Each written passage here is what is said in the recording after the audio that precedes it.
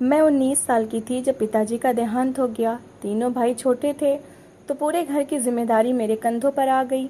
मैं घर का मर्द बनकर घर चलाने लगी। मेरे जितने भी रिश्ते आए मैंने सबको ठुकरा दिया क्योंकि मुझे भाइयों को पालना था। मेरी उम्र 54 साल की हो चुकी थी। मेरे तीनों भाई शादीशुदा थे, बाल बच्चों वाले थे और मैं उनकी नौकरानी बनकर रह गई थी। ये तो शुक्र था कि पिताजी ने घर मेरे नाम कर रखा था। एक रात सो रही थी कि चीख निकल गई। तीनों भाइयों ने मेरे कमरे में आकर, आज प्रथा को रिश्ते वाले देखने के लिए आ रहे हैं, आज बस किसी चीज़ की कोई कमी नहीं होनी चाहिए। अगर हो सके तो आज आप ऑफिस से छुट्टी ले लीजिए ताकि सारे कामकाज अच्छे से हो जाएं। सुना है कि लड़के वाले बड़े ही अमीर खाते पीते लोग हैं। लड़का भी बड़ा ही अच्छा है, कई लड़कियां उस पर मर मिटने को तैयार हैं। लेकिन ये तो हमारी प्रथा है जिसे पहली बार ही देखकर वो इस पर फिदा हो बैठे हैं और खैर से रिश्ता लेकर यहाँ पर आ रहे हैं। मैं चाहती हूँ कि खाने पीने की किसी भी चीज़ में कोई कमी ना हो। आप तो जानती हैं कि पूरे परिवार में जैसा खाना आप बनाती हैं वैसा कोई बना ही नहीं सकता। मैंने मुस्कुरा कर ये सुना था। दिल से प्रथा के लिए दुआएं निकली थीं कि भगवान उसका नसीब अच्छा करे। मैं मुस्कुरा कर कहने लगी कि तुम चिंता मत करो, मैं सब कुछ संभाल लूंगी। इतना स्वादिष्ट खाना बनाऊंगी कि सब लोग उंगलियां चाटते रह जाएंगे। मेरी ये बात सुनकर वो मुस्कुराई थी, फिर मेरे पास आई और मेरे गाल पर अपने होंठ रखे और कहने लगी कि बस आपकी यही अच्छाई तो है जिसने कभी हमें शर्मिंदा नहीं होने दिया। मैं जानती हूँ कि अब आप सब कुछ अच्छे से संभाल लेंगी। और मैं मुस्कुराकर बस उसे देखती रह गई थी। मैंने सबसे पहले तो अपना मोबाइल निकाला और अपने कोलीग को फ़ोन किया। उसे बताया कि आज मैं ऑफिस नहीं आ सकूंगी तो मेरी तरफ से एप्लीकेशन दे देना। और फिर बर्तन धोने के बाद मैं वहीं किचन में ही प्याज टमाटर और सब्जी निकाल कर अपने सामने रख चुकी थी। सोच रही थी कि आज पनीर और वेज पुलाव बनाऊंगी, ज़रा अच्छा इंप्रेशन पड़ेगा। लेकिन वही अपनी फीलिंग्स मैं अपने दिल में दबा कर रखे हुई थी। हाँ, वही फीलिंग्स जो हर एक लड़की की होती है और मेरे भी थी।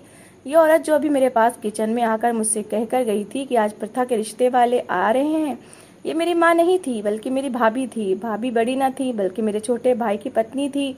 और मैं कोई 30-35 साल की ना थी बल्कि 54 साल की एक औरत थी जिसने अपनी ज़िंदगी अपने भाइयों के नाम कर दी थी। प्रथा मेरे बड़े भाई की बेटी थी, हाँ, जो मुझसे बाकी भाइयों में बड़ा था। और मैं आज इस दावत का इंतज़ाम अपनी भतीजी के आने वाले रिश्ते के लिए कर रही थी। बहरहाल मैंने जल्दी जल्दी सारे काम निपटाए थे। मेरे दिल पर क्या गुजर रही थी ये सिर्फ मेरा दिल ही जानता था। यहाँ पर आखिर परवाह ही किसे थी कि मैं रोज़ जीती हूँ और रोज़ मरती हूँ। अब तो मेरे भतीजे भतीजी भी जवान हो चुके थे, तीनों भाई शादीशुदा थे और इसी घर में रहते थे। इन्हीं ख्यालों में गुम थी। मेरे चेहरे पर मुस्कुराहट सजाए हुए थी जब रिश्ते वाले भी आ गए।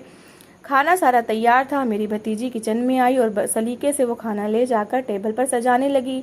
मेहमानों के सामने यही बताया गया था कि ये खाना सारा प्रथा ने खुद अपने हाथों से बनाया है। मेहमानों ने जब खाना खाया तो वाकई उंगलियां चाटते रह गए। लेकिन इसी के साथ ही जब प्रथा की होने वाली सास की नज़र मुझ पर पड़ी तो कहने लगी कि अरे बहन, आप भी हमारे पास आकर बैठ जाएं, हमें आपसे भी 2 घड़ी बैठकर बातें करनी है। हम तो जब से आए हैं आपको बस इधर उधर काम करते ही देख रहे हैं। प्रथा की होने वाली सास ने ये बात कही तो मेरी भाभी भी फौरन कहने लगी कि हाँ, बस अपनी भतीजी से बहुत प्यार करती हैं, कहती हैं कि आप लोग बैठकर बातें करो, मैं साथ अपनी भतीजी की मदद कर लेती हूँ। मेरी भाभी ने बड़े अच्छे तरीके से इस मामले को हैंडल किया था। लेकिन फिर मेरी भाभी ने मुझे इशारा किया कि आकर मेहमानों के पास बैठो। मैं भी अपने हाथ साफ करती इसी सादे से हुलिये में जाकर मेहमानों के बीच बैठ गई। प्रथा की होने वाली सास ने मुझे देखा तो कहने लगी कि आप बहुत सुंदर हैं। अब आप इतनी सुंदर हैं तो न जाने जवानी में कैसी लगती होंगी, आप तो खूब कयामत ढाती होंगी। इतना कहकर वो हंसी थी जबकि मैं भी मुस्कुरा उठी थी। फिर कहने लगी कि आपने अब तक शादी क्यों नहीं की, आखिर क्या वजह थी कि आप शादी ना कर सकीं? आप इतनी प्यारी हैं, खूबसूरत हैं, आपके लिए तो रिश्ते भी बहुत आते होंगे। प्रथा की सास मुझे सब कुछ कह रही थी और मैं दूर कहीं बहुत दूर ख्यालों में डूब चुकी थी। सर झटक कर फौरन कहने लगी कि नहीं, ऐसी कोई बात नहीं है, दरअसल मैंने खुद ही शादी नहीं की थी। मैं किसी न किसी तरह बात को टालकर वहाँ से उठकर आ चुकी थी। रिश्ता पक्का हो चुका था और कुछ दिन बाद मेरी भतीजी की शादी होने वाली थी। जबकि मैं अपने कमरे में बैठी बहुत अरसे बाद रोने लगी थी। मैंने सोच लिया था कि आज के बाद मैं नहीं रोऊंगी, यही मेरी ज़िंदगी है और मैं इसे ऐसे ही गुजारूंगी। लेकिन आज अपनी भतीजी को इस उम्र में पहुंचकर इन सब रीतों रिवाजों और रस्मों से गुजरते हुए देखा तो मेरे दिल में एक टीस सी उठी थी कि एक वक्त वो भी था जब मैं इस उम्र की थी और मैं भी इस दौर से गुजर कर आई थी। मुझे अतीत याद आने लगा। मैं अपने थकन से चूर शरीर के साथ बिस्तर पर लेट गई और बहुत दूर कई साल पहले का समय सोचने लगी जब मेरी उम्र 17-18 साल थी। मैं अपने बहन भाइयों में सबसे बड़ी थी और मेरे बाद मेरे 3 भाई थे। तीनों भाई मुझे मेरी जान से बढ़कर प्यारे थे। मेरे पिताजी भी हम चारों बहन भाइयों में कभी फ़र्क नहीं करते थे। घर के हालात कुछ ख़ास न थे, जैसे हमारा गुजारा होता। जैसे जैसे भाई बड़े हो रहे थे, उनकी पढ़ाई के खर्चे भी बढ़ रहे थे, इसलिए मैंने घर में बच्चों को ट्यूशन पढ़ाना शुरू कर दिया था। इसी के साथ अपनी पढ़ाई भी जारी रखी हुई थी। लेकिन जैसे जैसे वक्त आगे गुजरने लगा, मेरे पिताजी की तबीयत ख़राब रहने लगी। और फिर एक वक्त वो भी आया जब हमारे पिताजी हमें छोड़कर इस दुनिया से चले गए थे। पूरे घर की जिम्मेदारी मेरे कंधों पर आ चुकी थी। क्योंकि भाई छोटे थे और पढ़ रहे थे, इसलिए मैंने उन्हें काम करने नहीं दिया। तो मेरी माँ मुझसे कहने लगी कि बेटा, तू ही अब हमारा बड़ा बेटा है, सारे घर की जिम्मेदारी तुम्हें उठानी है, हमें मर्द बनकर पालना है। माँ की बात सुनी तो मैं अपनी माँ का हाथ पकड़कर कहने लगी कि माँ, तुम चिंता मत करो, देखना पिताजी कितने सुकून में होंगे कि उनके जाने के बाद उनकी बेटी कैसे इस घर की जिम्मेदारियां संभाल रही है। ये वो बातें थीं जो मेरी माँ की ढाल थीं कि मैं सब कुछ संभाल लूँगी।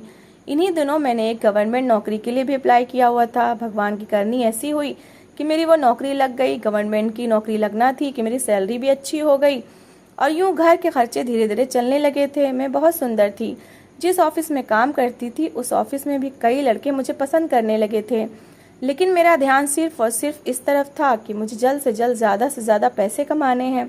जिस उम्र में लड़कियों के सपनों में शहजादे आया करते थे, उस उम्र में मेरे दिलो दिमाग में ये बात आया करती थी कि बिजली का बिल जमा करवाने में इतने दिन रह गए हैं, अगर बिजली का बिल जमा न करवाया तो बिजली कट जाएगी, घर की फला चीज़ ख़राब हो चुकी है और फला मशीनरी की अभी किस्त देनी बाकी है। इस तरह की बातें मेरे दिमाग में आया करती थीं। मेरे भाई भी साथ साथ पढ़ाई पर ध्यान दे रहे थे। इसी बीच मेरी माँ का भी देहांत हो गया। उनके मरने के बाद तो मेरे सर पर दोहरी जिम्मेदारी आ चुकी थी। पहले जो मैं बाप के जाने के बाद बाप बनकर अपने भाइयों को पाल रही थी, अब माँ के जाने के बाद मैं अपने भाइयों की माँ भी बन चुकी थी।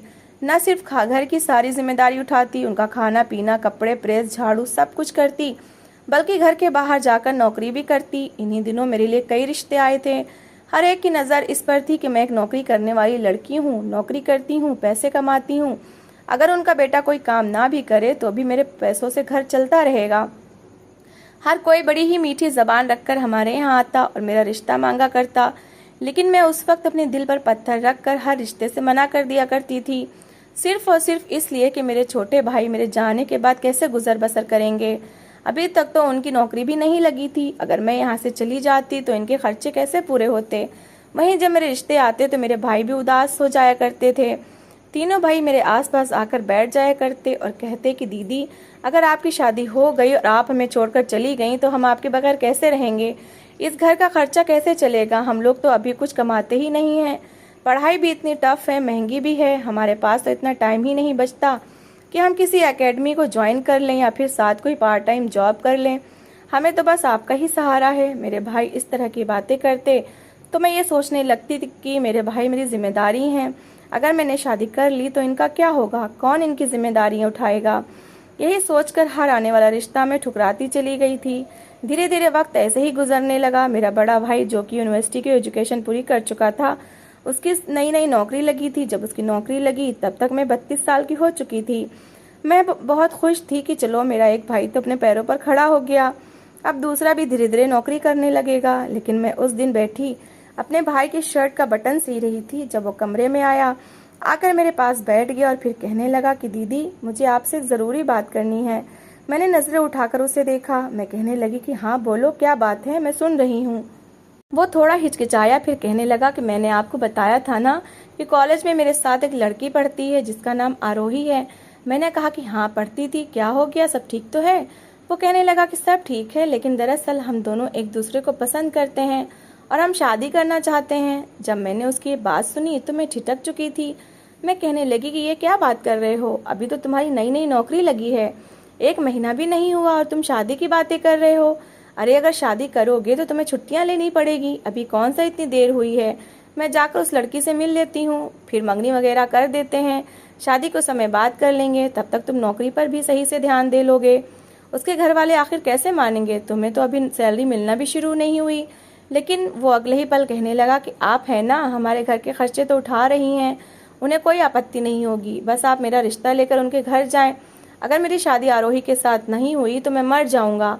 अपने भाई की बात सुनकर मैं चुप हो चुकी थी। मैं एक वफादार बहन की तरह अपने भाई का रिश्ता लेकर उसकी पसंदीदा लड़की के यहाँ चली गई थी। लड़की वालों ने पहले तो नाक मुँह चढ़ाया, लेकिन फिर जब उन्होंने मेरी जॉब और मेरी सैलरी का सुना तो अगले ही पल मान गए थे। जानते थे कि लड़का कुछ करे या ना करे, सारे घर की जिम्मेदारी मैं उठा लूंगी। दरअसल मेरे पिता अपने देहांत से पहले ये घर मेरे नाम कर चुके थे। पूरे घर की जिम्मेदारी मैं ही उठा रही थी, सब कुछ मुझे ही देखना था, इसलिए मेरे पिताजी ने वो घर भी मेरे नाम कर दिया था। ये बात वो लोग भी जान गए थे, इसलिए शादी भी मेरे भाई की धूमधाम से हो गई थी। बड़ी भाभी भी घर आ गई थी और मैं और पहले से भी ज़्यादा मेहनत करने लगी, क्योंकि भाई की शादी पर किए जाने वाला खर्चा पूरा करना था। मुझे लगता था कि भाभी घर में आएंगी तो मेरा कोई हाथ बढ़ जाएगा, मुझे थोड़ा रिलैक्स मिलेगा और मैं ऑफिस से घर आकर थोड़ा बहुत काम करके आराम भी कर लिया करूंगी। लेकिन ऐसा बिल्कुल नहीं था। यहाँ तो उल्टा काम बढ़ने लगे थे। भाइयों के साथ साथ मुझे अपनी भाभी को भी संभालना पड़ा था। वो मुझे ऐसे मक्खन लगाती कि जैसे दुनिया में वही मुझे सबसे ज़्यादा प्यार करने वाली हो, लेकिन अपना मतलब पूरा करने के बाद मुझे घास भी न डालती थी। खैर, मैं अपने भाई की वजह से अपनी भाभी के साथ अच्छा बर्ताव अच्छे रखे हुए थी। भगवान की दया से मेरे भाई के घर बच्चे हुए। बुआ को तो वैसे भी अपने भतीजे भतीजियों से बहुत मोहब्बत होती है।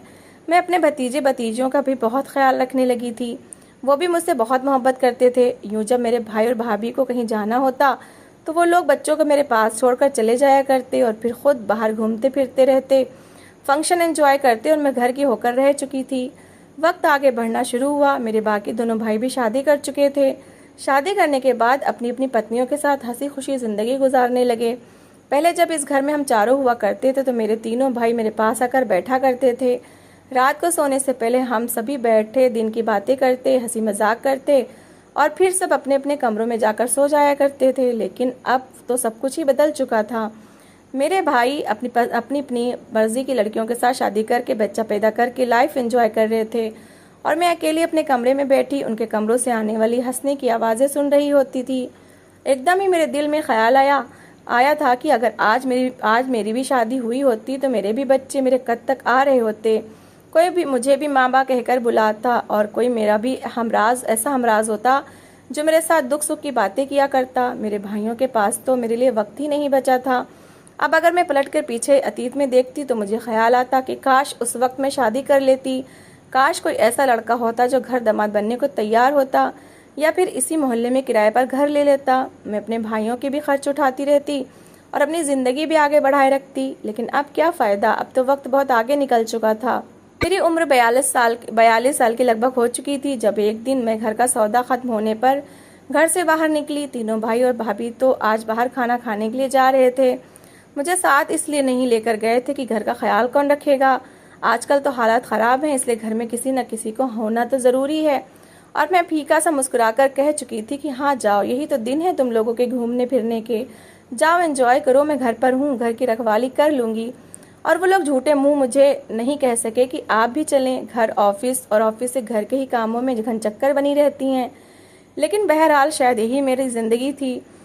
उस दिन मैं जब सौदा लेने के लिए बाहर निकली तो रास्ते में ही मुझे 2 गली छोड़कर रहने वाले सुकेश साहब दिखाई दिए। हाँ, वही सुकेश साहब कि जब मैं नए नए जवानी की चौखट पर कदम रख रही थी तो इनसे मुझे एक अट्रैक्शन सा महसूस होता था, या फिर यूँ कह लो कि मुझे इनसे प्यार सा होने लगा था।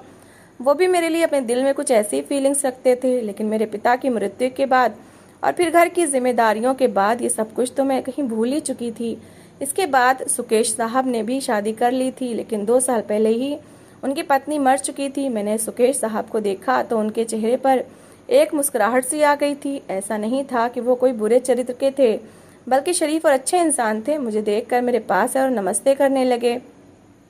आज भी मुझे लग रहा था कि जैसे उनके दिल में मेरे लिए कोई फीलिंग्स मौजूद हो। मुझसे कहने लगे कि अपना नंबर दे दीजिए, मैं आपसे कुछ बात करना चाहता हूँ। यहाँ पर खड़े होकर बात करना ठीक नहीं लग रहा। मैंने ये सुना तो थोड़ी हिचकिचाई, लेकिन फिर अपना नंबर उन्हें दे दिया। ना जाने किस बारे में वो बात करना चाहते थे। बहरहाल उसी शाम उनकी कॉल भी आ गई थी। मुझसे कहने लगे कि मैं आपसे शादी करना चाहता हूँ। मेरी पहली पत्नी मर चुकी है, अब तो आपके भाई भी अपने पैरों पर खड़े हो चुके हैं। आप मुझसे शादी क्यों नहीं कर लेती? आपको भी खुश रहने का हक है, अपनी ज़िंदगी आगे बढ़ाने का हक है। सुकेश साहब की बातें सुनकर मैं सोच में पड़ चुकी थी। इस उम्र में शादी, अगर इस उम्र में मैं शादी करती तो मेरे भाइयों का क्या रिएक्शन होता। बहरहाल मैंने गहरी सांस लेकर उन्हें मना कर दिया कि नहीं, मेरी उम्र अब शादी की नहीं है। मेरे पास अपनी जॉब है, अपना पैसा है, मैं किसी पर निर्भर नहीं हूँ। आपका बहुत बहुत धन्यवाद। इसके बाद मैंने उनका नंबर ही ब्लॉक कर दिया, क्योंकि मैं अपने भाइयों पर कोई बात नहीं आने देना चाहती थी। समय आगे गुजरता रहा और मैं आज 54 साल की हो चुकी थी। 54 साल कोई कम अरसा तो नहीं होता। मुझे लगा था कि भाई तो मुझसे मोहब्बत करते ही हैं और उनकी पत्नियां मेरी इज्जत इसलिए कर लेती हैं क्योंकि एक तो मैं इस घर की बड़ी हूँ, उनके पतियों को बिल्कुल माँ बनकर पाला है और बाप बनकर हर खर्च उठाया है। लेकिन जबकि दूसरी बार मेरी इज्जत इसलिए किया करती थी क्योंकि मैं इस घर की मालिक थी। मुझे लगा था कि अगर मैं अपने भतीजे भतीजियों के साथ अपने रिश्ते अच्छे करूंगी तो कल को ये भी मेरे साथ ऐसे ही अच्छे और वफादार रहेंगे। अगर मेरे भाई और भाभी या मुझसे अपना रिश्ता ख़राब कर भी लें तो मेरे भतीजे भतीजी मेरे साथ ऐसे ही रहेंगे। लेकिन जैसे जैसे वो बड़े हुए मेरे साथ मतलब का रिश्ता रखने लगे थे। एक वक्त वो भी आया जब मैं बुखार में तप रही थी, मेरा शरीर आग में तप रहा था और तभी मेरे भाई मेरे कमरे में आए थे। काफ़ी समय बाद अपने तीनों भाइयों को अपने कमरे में देखकर मैं बड़ी मुश्किल से उठकर बैठी थी। मुझे लगा था शायद ये तीनों मेरी तबीयत पूछने के लिए आए हैं, मेरे पास बैठकर बातें करेंगे, लेकिन उन्होंने एक बार भी मेरी तबीयत का नहीं पूछा था। बस यही कहा था कि दवाई ली है आपने? तो मैंने कहा कि हाँ ले ली है। तो फिर मेरा बड़ा भाई बोला और कहने लगा कि देखो दीदी, आपका हमारे सिवा है ही कौन? आज तक जो भी किया है वो हमने किया है। आपकी सारी ज़िंदगी यहीं गुजर चुकी है और हम ही हैं जो आपका कल का सहारा है। मैं समझ नहीं पा रही थी कि मेरे भाई मुझसे इस तरह की बातें क्यों कर रहे हैं। तभी दूसरे नंबर वाला भाई कहने लगा कि अब तो हमारे बच्चे और हमारी पत्नियां ये समझती हैं कि ये घर उनका है ही नहीं। जब भी कुछ बात हो तो कहती हैं कि ये घर तो बुआ का है, घर तो नंद का है। घर तो मर्दों के नाम होते हैं, औरतों के नाम आखिर कौन घर करता है? वैसे भी आगे सारे खर्च हमने उठाने हैं, इसलिए आप ऐसा करें कि ये घर हम तीनों के नाम कर दें। मेरे भाई मुझसे ये बात कह रहे थे। उनका कहना था कि मेरी भाभी और भतीजे भतीजी इस तरह की बातें करते हैं, जबकि मैं अंदर कई टुकड़ों में बिखर चुकी थी, लेकिन अपने चेहरे पर एक शिकन तक आने नहीं दी थी। कहने लगी कि कोई बात नहीं, मैं तुम लोगों को घर दे देती हूँ। वैसे भी रहना तो मुझे इस घर में ही है ही, और कौन है मेरा? इतना सुनना था कि फौरन मेरा छोटा भाई गया और पेपर्स लेकर आ गया। पेपर्स इन लोगों ने तैयार करवा कर ही रखे हुए थे। पेपर्स मेरे सामने रखे गए और मैंने कांपते हाथों के साथ पेपर्स पर साइन कर दिए। जैसे ही पेपर साइन हुए वो तीनों वहाँ से जा चुके थे। कमरा एक बार फिर खामोशी में डूब चुका था और मैं सिसक पड़ी थी। जब दिल बोझल होने लगा तो मैं भगवान के सामने जाकर फूट फूट कर रोने लगी। मेरे साथ सबका व्यवहार तब तक ही अच्छा रहा था जब तक ये घर मेरे नाम था। जैसे ही घर भाइयों के नाम हुआ तो उनके बर्ताव मुझसे और ख़राब होते चले गए। पहले भी मैं इस घर के काम कर रही थी और अब भी करती रहूँगी, लेकिन फ़र्क सिर्फ इतना है कि मेरे घर वालों को एक मुफ्त की नौकरानी मिल गई थी। मैं जानती थी कि इंसान को बदला कभी भी इंसानों से नहीं मिला करता। मैंने रो रो कर अपने भगवान से कहा था कि मैंने जो पुण्य किए हैं मुझे इसका बदला ज़रूर देना। तो दोस्तों, इस कहानी को लेकर आपकी क्या राय है कमेंट बॉक्स में ज़रूर बताएं, और अगर कहानी अच्छी लगी हो तो प्लीज़ लाइक करें। अगर आपने हमारे चैनल को अभी तक सब्सक्राइब नहीं किया तो ज़रूर कर लीजिए। तो मिलते हैं ऐसी एक मोटिवेशनल कहानी के साथ। Thanks for watching.